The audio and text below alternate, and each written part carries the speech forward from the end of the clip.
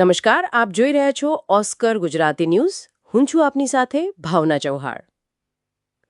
અમરેલી જિલ્લાના જાફરાબાદ તાલુકાની લોર પ્રાથમિક શાળામાં વિદ્યાર્થીઓમાં વન્યજીવ પ્રત્યે જાગૃતિ લાવવા વિશે વિશેષ કાર્યક્રમનું આયોજન કરવામાં આવ્યું. તાજેતરમાં સિંહ અને દીપડાના માનવ વસાહતો તરફ વધતા પ્રવેશ અને હુમલાની ઘટનાઓને ધ્યાનમાં રાખીને વન વિભાગે બાળકોને સલામતી અંગે માર્ગદર્શન આપ્યું. શું રહ્યો સમગ્ર કાર્યક્રમ? જોઈએ આ અહેવાલ. જાફરાબાદ વન્યજીવ લેન્જના ઉપક્રમે લોર ગામની પ્રાથમિક શાળામાં વન્યજીવ જનજાગૃતિ કાર્યક્રમ યોજાયો. કાર્યક્રમમાં વિદ્યાર્થીઓને જંગલી પ્રાણીઓના સ્વભાવ, તેમની સુરક્ષા અને માનવ વન્યજીવ સંઘર્ષ ટાળવા માટે રાખવાની જરૂરી તકેદારી વિશે સરળ ભાષામાં સમજાવવામાં આવ્યો.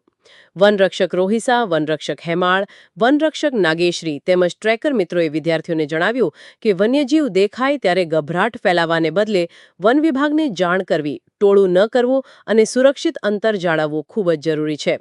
સાથે જ વન્યજીવોનું સંરક્ષણ અને માનવ જીવનની સુરક્ષા બંને સમાન મહત્વના હોવાનું પણ સમજાવાયું.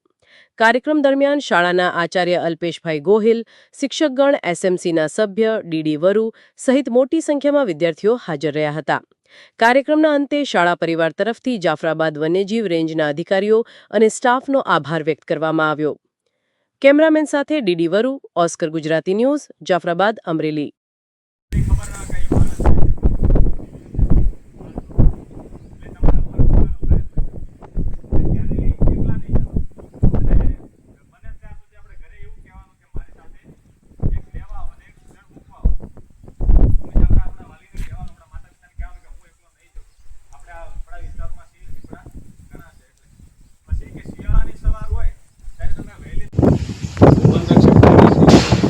વન્યજીવ રેન્જ જાફરાબાદ.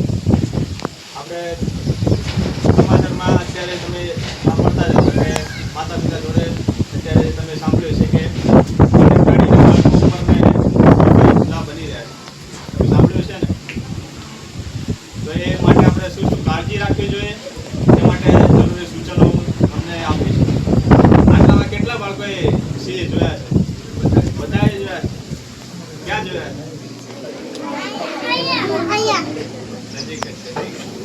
આપણી શાળાની બાજુમાં જ જંગલ વિસ્તાર છે, એટલે આપણે એના માટે શું શું કરવું જોઈએ?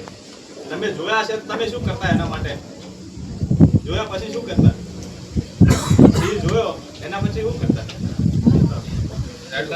બૂમો પાડતા? બૂમો ક્યારેય ના પાડવી જોઈએ. આપણને સિંહ દેખાય બાજુમાં તો આપણે તરત જ આપણા શિક્ષકને જાણ કરીએ. બૂમો ના પાડવી, ગભરાવું નહીં અને દોડાદોડ નહીં કરવાની જોઈએ. તમે દોડાદોડ કરો, બૂમો પાડો એટલે એના કૂદીને આવતા વાર ના લાગે અને તમને પકડી લે. તમે દોડતા હોય તો તમે દોડાદોડ કરો તો એને શિકારની પ્રવૃત્તિ લાગે.